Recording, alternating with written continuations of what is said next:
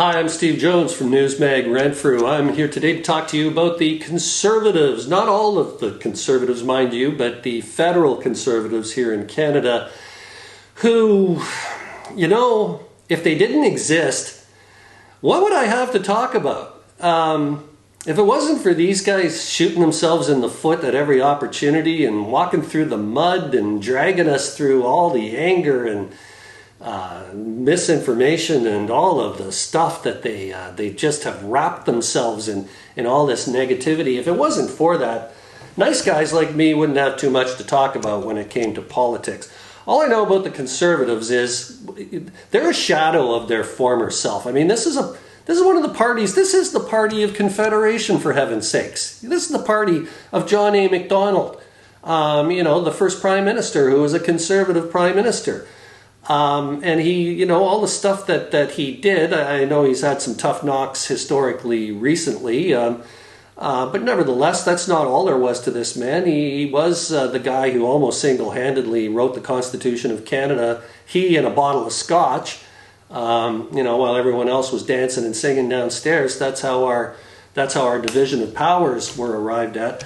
But anyways, back to the party itself. They are just not what they used to be. Now, it's not like the Conservatives have held power in Canada for a long time. I mean, in the early going, they tended to be the party that most often formed government, but in the 20th century in particular, they sort of fell by the wayside. And part of that has to do with making angry some of their core constituencies, which is something that they are loath to do now, to their detriment. And also for being on the wrong side of history on some certain important events that happened over the course of time. And if you look at the 20th century, there's no shortage of events that would be classified as being critical and perhaps even existential. Now, how do I really know that the Conservatives are just a pale imitation of what they used to be? I think mostly it's because I used to be one of them.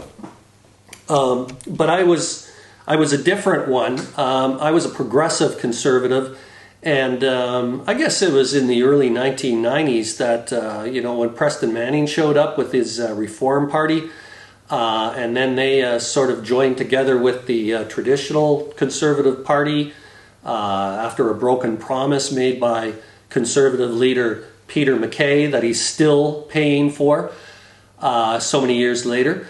But they took a hard look at who and what they were and decided that they weren't tough enough, they weren't bitter enough, they weren't angry enough. And literally they looked at people like me, people who did believe in balancing the books as much as possible, but also people who had a social conscience and weren't ashamed of that. They would view people like me as traitors to the cause. And that's the thing about Conservatives then and now. They're so quick. They're so quick with words like that. They're so quick to go for your throat when you disagree with them, because there's only two sides in an argument with them. You're either with us or against us, and there is nothing in between. When other parties walk into a crowded room, they look around and they see who's here, who's there. When Conservatives walk into a crowded room, they look around to see, okay, who's with us and who's against us? Because there's only two. There's us and them are the enemy. They are the enemy. And so it's a totally different mindset that gets them in trouble over and over and over again, and they never learn, much to the delight of the Liberals, I'm sure.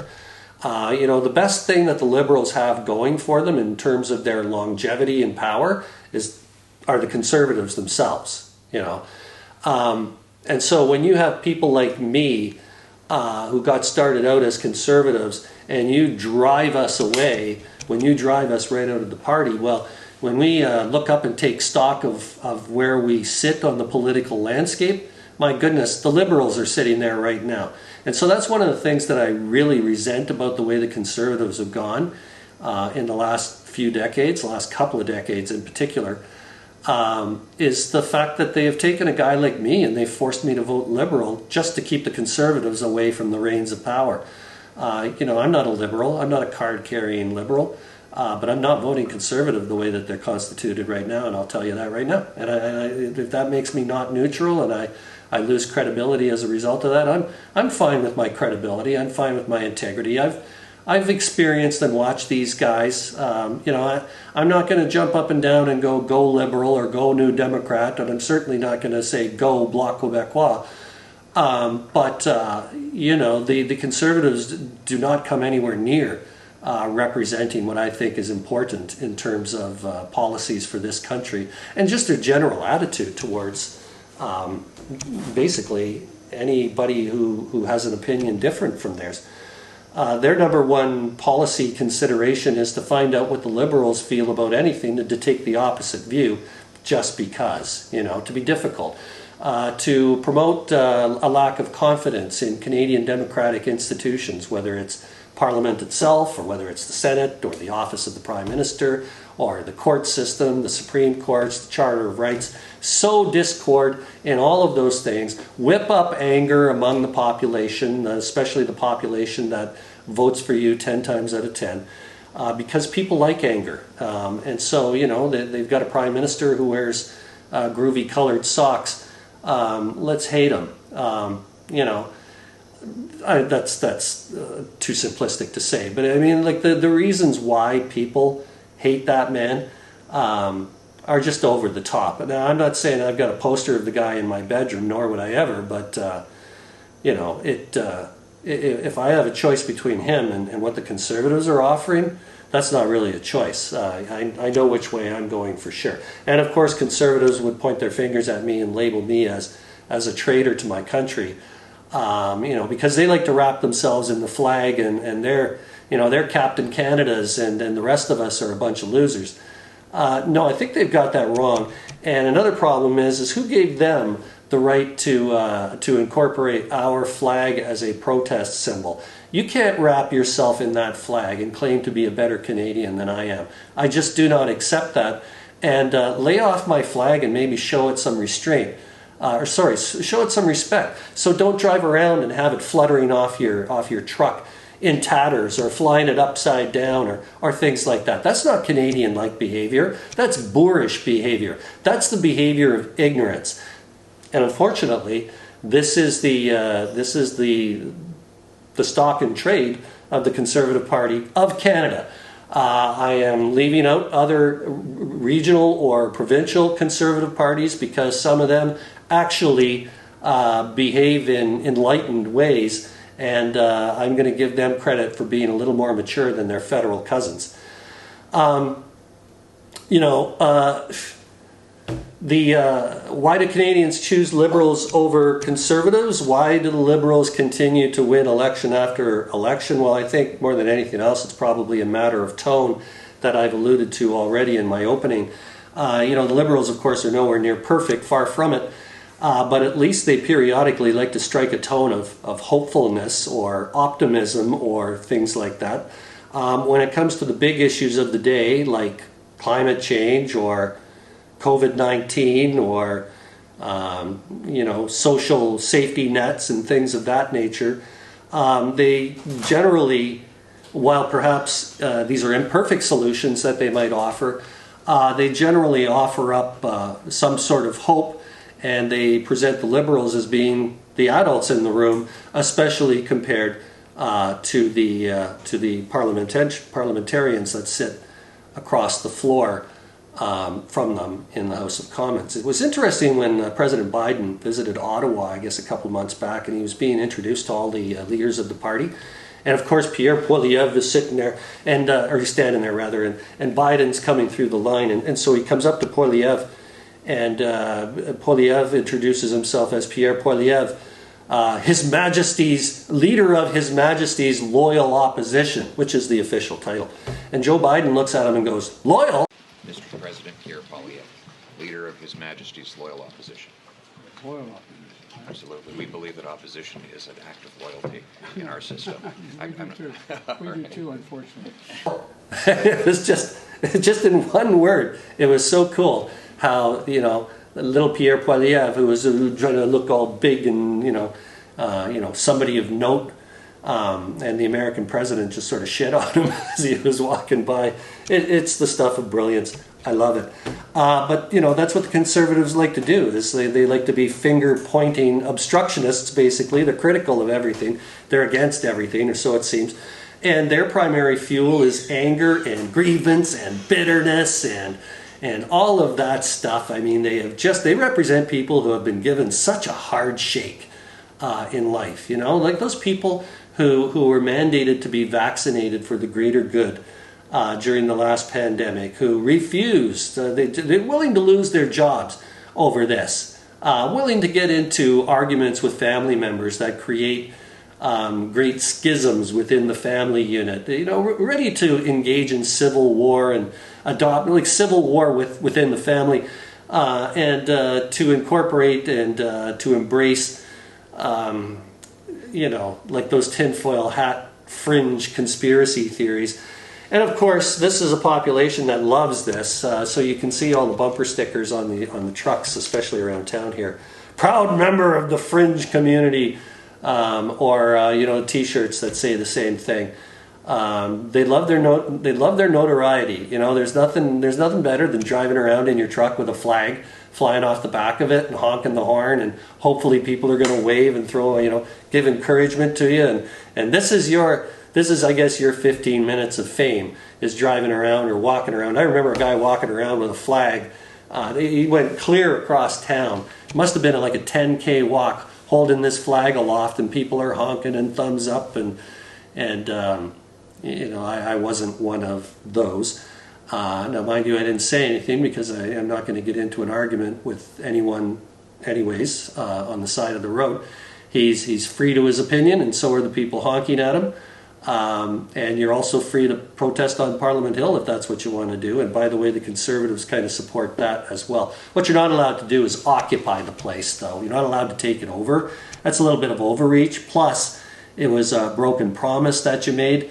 But that just tells me that you really don't care about any promises that you made. You're willing to say whatever it takes to get people to file in behind you and follow you with your policies. So, Conservatives tend to have an avoidance denial relationship with climate change and in any policy that might be put forward to help alleviate it. So they would take something like the carbon tax and totally misconstrue it on purpose, misrepresent it on purpose, deliberately, with forethought, and put this stuff out into the Canadian public. And yes, for that fertile ground that their supporters represent, these people are going to just lap that up and take it as the God's own truth.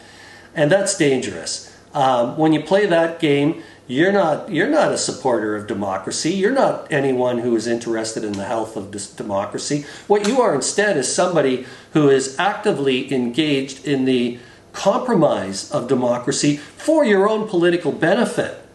Listen, that's wrong. That's wrong on every level. You're not a Canadian. You're certainly not a better one than I am. You're actively working against the good health and the good governance of your own country for your own personal desires, for your own personal gain.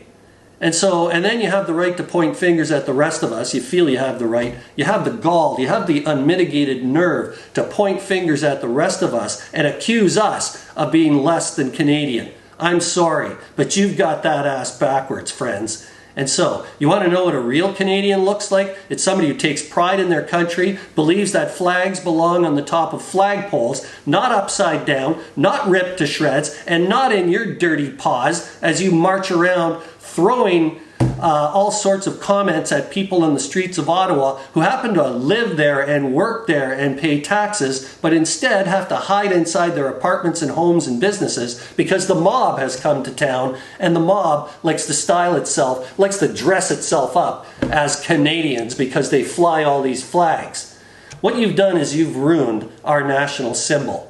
And you've turned Canada Day into a joke because now we can't tell the difference between Canada Day and when a bunch of disgruntled, disenfranchised, angry, bitter, and grievance politically motivated people want to go cry in their milk and have the rest of us get stained by the overflow of this protest. My goodness. You know, you guys take your talking points from the Republicans south of the border who are engaged in exactly the same thing and conduct themselves exactly the same way. Obstructionists, they don't want any legislation to pass, particularly good legislation that a Democratic president or a Democratic Congress or a Democratic Senate might take credit for. No, they don't want. No, there will be no success. We are going to filibuster. We are going to stall. We are going to obstruct. We are going to delay until there is no longer any prospect of that legislation or that government policy actually passing. And the idea behind that is if we deny the other side any legislative victories, then perhaps at the next election, the voting public will turf those guys out and put us in. And then what we're going to do is what we always do, crank up the debt and the deficit more than any liberal-minded government ever has, ever in the history of North American democracy. It's just one of those things. I cannot believe that it's not more widely known what these guys are up to. You know, government and democracy can't work when you've got one of the political parties, the loyal opposition, actively working against it. And also, you know, when you walk around pointing at this, that, and the other thing as a failure, and this is a failure, and this doesn't work, and Canadians are unhappy, and this needs to change. Okay, let's, for the sake of argument, hear you out. What do you have to offer to change these things that you're so upset about? What are your policies? What are you planning to do? Why didn't you put that out there? And let's have a discussion about that. And if it's better than what the other side's doing, then fair enough. Hey, I'll support you with my vote. But if all you want to do is spit and gob all over what everyone else is doing, I'm sorry, but you need to be a little more mature than that. This is our democracy, and you're dragging it down into the dirt. And I'm sorry, but people like me are going to fight back. I'm not just going to sit here and let that happen without a whimper. Another thing, too, is you can't create a problem and then style yourself or present yourself as the solution to that problem. It doesn't work that way, okay? You don't get to create a crisis and then come in as the hero to solve it, all right? That's duplicitous. That's a big word. You could look it up. I know you have conservative staffers who probably have the capacity to do that. Basically, it means that it's dishonest. But that never really troubled you guys before. So I don't even know why I really bring it up. But you don't get to be the savior of a problem of your own making. You know, the Conservatives have over time slid farther and farther and farther to the right. So much so that they're dipping their toes in waters that are pretty much occupied by people who are even more extremist right than they are. And this is what the problem. Now they're starting to truck with people like that who are a big turnoff to anyone who thinks of themselves as a moderate. And so that you've just given us another reason to support another political party. The closest thing that the Conservatives have come to in recent years has been Aaron O'Toole, who got sacked by his own party because, and rightly so, I suppose, because he campaigned for the leadership on a harder right message, won the leadership, and then proceeded to pursue policies and strategies that were more middle of the road and more moderate. And so the hard-ass right-wingers there took that as a betrayal. So they cut the legs out from under him, and now we have Pierre Poilievre, who Conservatives, you had a chance at Jean Charest, who's a successful politician and a moderate and a middle of the road. Charest has served as both a Conservative cabinet minister in the government of Brian Mulroney back in the 80s, and he's also served as the Liberal Premier of Quebec. If that makes him if that's a betrayal to you that he actually had the word liberal in his title, then you don't know much about the Liberal Party of Quebec. It is not in lockstep with the Liberal Party of Canada. Just the word liberal is what they have in common, but not necessarily the same ideals or the same principles. Certainly there is some overlap, but they do not march in lockstep with one another. You know, the Conservatives since in the last 31 years, they've held power, I think 6 or 7 years. 4 of those years were majority governments under Prime Minister Stephen Harper. You'd have to go back to 1992, where the Conservatives, actually go back to 1984, where the Conservatives held power in back-to-back majorities from 1984 to 1992 under the government of Prime Minister Brian Mulroney. Mulroney, I know you can say what you want about him, the chiseled good looks, the immaculate and flawless French, the penchant he has for singing Irish songs with Irish American presidents, the way that he used to get along famously with American presidents turned a lot of people off. The GST, which is, by the way, still with us. Isn't that funny how that happened? And some of the constitutional things that he tried to do. A lot of people view him with a jaded eye, but honestly, he was a moderate, he was a progressive conservative, and I supported him both times, and I worked on both election campaigns, 1984 and 1988, for those federal conservatives. But as I said, they were progressive conservatives, not the bunch of hacks that we have right now. So we have not had a mature a mature conservative party since Brian Mulroney. Not Stephen Harper, certainly not Pierre Poilievre, certainly not Andrew Scheer. He and Poilievre, two angry Catholics, two angry God-fearing men who through their actions and who through their rhetoric expose themselves as just angry, bitter, resentful, and everything that is at cross purposes with what the Christian message is. And yet they thump that Bible religiously, I suppose. Neither one of them has had a job of any note outside of politics. So I don't know what how deep their resumes actually are. But these two angry pajamas, man, they're cut from the same cloth. Just angry, angry, angry white men. Poster boys for the Conservatives themselves. You had your chance with Aaron O'Toole, but you labeled him a traitor and you chased him out of town. And by the way, O'Toole in his retirement speech last day in the House of Commons said, all parties have to watch out for the misinformation that's spread online in social media apps and things like that. And you could just see the undercurrent of what he was saying, that he had one party particularly in mind, a party that uses this kind of approach to a greater degree than the other parties, I believe. It's not that the other ones are as pure as driven snow, not by any stretch of the imagination, but put them up against the Conservatives and they look pretty good. As far as political legacies go, Mulroney was pretty much hated back in the day, but he's going to be hanging in there with the passage of time. I don't think Scheer and Poilievre are going to hang around in any history books. I don't even know if they're going to make the index, to tell you the truth, because both of them have both feet firmly planted on the wrong ground. They are on the wrong side of history. I just noticed in today's paper, Stephen Harper, former Prime Minister, made a little trip over to Europe to do a handshake with Viktor Orban, who is the Prime Minister of Hungary and one of the least democratic leaders of a NATO and EU country. A very repugnant individual and politician, and Harper just couldn't get over there fast enough to shake his hand and just say what a great guy he was and all that. So in closing here, it's my opinion that any idiot can jump up and down and complain and criticize and insult people and obstruct processes and things that are happening. But it takes something more than that to govern, especially if you have an intent to govern with, as I mentioned, maturity. But people like, the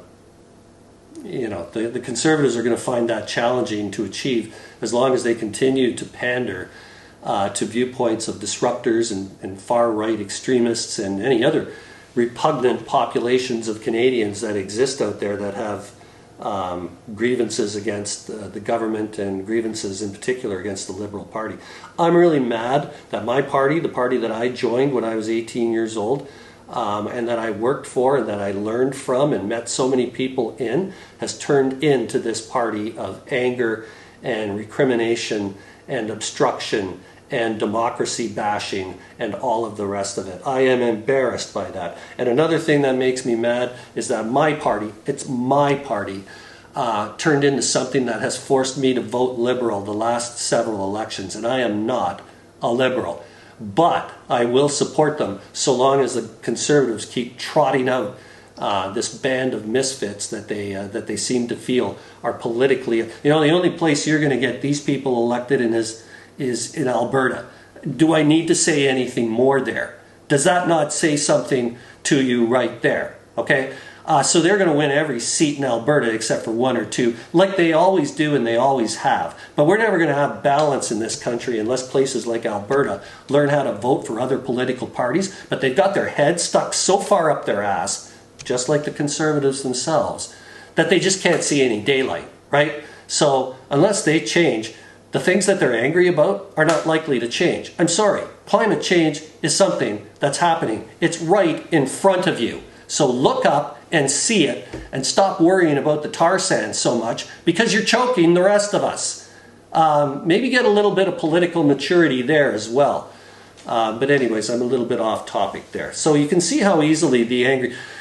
I'm a conservative of the party of Joe Clark. You can laugh at that if you want, but Joe Clark was a decent man. And even liberals will tell you that. Even non-conservatives will tell you that. Brian Mulroney, despite the fact that he was a little hard to take and perhaps a little smug for people to accept, was a decent man, and he still is. And he's viewed as a pariah by the conservative movement right now. The hero is Stephen Harper. Go figure. Okay, the day when Stephen Harper is my political hero is the day that I stop following politics completely right there, because that would be a personal failure on my part. This us versus them mentality that they have is absolutely destructive and goes nowhere towards creating a better country. This country needs a legitimate option, a legitimate center-right party to serve as a counterbalance to the Liberals. If the Conservatives cannot engineer something like that, then they are looking to be in opposition for as long as possible, because the Liberals are going to win and win again and win again, so long as the Conservatives keep presenting themselves as the way that they are. So in their current incarnation, the federal Conservatives, as presently constituted, are not it. The Progressive Conservatives, on the other hand, were. Preston Manning, Stephen Harper, Stockwell Day, Tom Long, Mike Harris, Pierre Poilievre, Andrew Scheer, John Baird, all these people. These are all the faces of change that turned a relatively successful and moderate party into a crowd of baying, obstructionist, disruptive voices. They have taken a party of confederation and turned it into a Western rump of grievance, politics, and bitterness. And as such, our democracy is decidedly less healthy and less robust as a result. For Newsbag Renfrew, I'm Steve Jones.